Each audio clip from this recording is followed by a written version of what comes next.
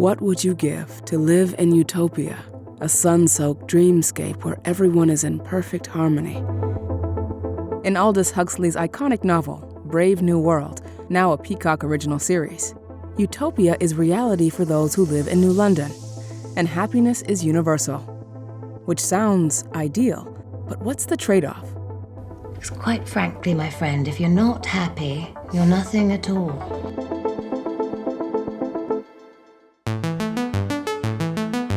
The concept of utopia, or at least the word, is only a few hundred years old. Sir Thomas More coined the term in his 1516 satire, Utopia. His work kicked off 5 centuries of philosophy, art, and literature about the much sought-after place and the requirements for it. To start, a community of people living peacefully with one another. Take Huxley's New London. You are an essential part of a perfect social body. Everybody in their place. Everybody happy now. For a utopia to create universal happiness, well, basic needs must be met, starting with the physiological, like air, water, food, shelter, sleep. And utopias are ideal places for meeting basic needs, often beautifully, like in New London. But, of course, humans have needs beyond the basic. In his seminal 1943 paper, A Theory of Human Motivation, psychologist Abraham Maslow proposed a hierarchy of needs, from air to intimacy to respect, and finally, self-actualization, the desire to become the most that one can be, which may or may not be possible within a utopia.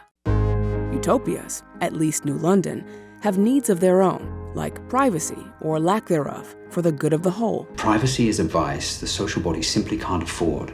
It's disgusting. This is Bernard Marx, whose responsibilities include staying on top of the rules. And this is Lenina Crown, a hatchery worker whose journey intersects with Marx's when she almost breaks a rule. Nobody's perfect, even in Utopia. Everyone belongs to everyone else. So let's say for a second that you do have a community of people who have all their needs met, who have sacrificed the notion of family and of privacy. Are they all happy? Always? Maslow's hierarchy of needs recognizes that humans are complicated, interconnected creatures, and their environments are too. Who is this? No one knows. This is John, who hails from outside the bounds of the utopian New London. He doesn't live by the guiding principles that New London's inhabitants hold so dear.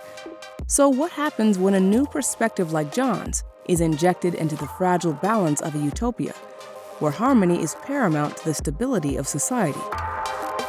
Because even in utopia, human needs aren't met in an organized succession. Happiness is not what the top of Maslow's pyramid signifies. New London has a solve for any type of discord, though. Soma, which is essentially happiness drugs, distributed generously.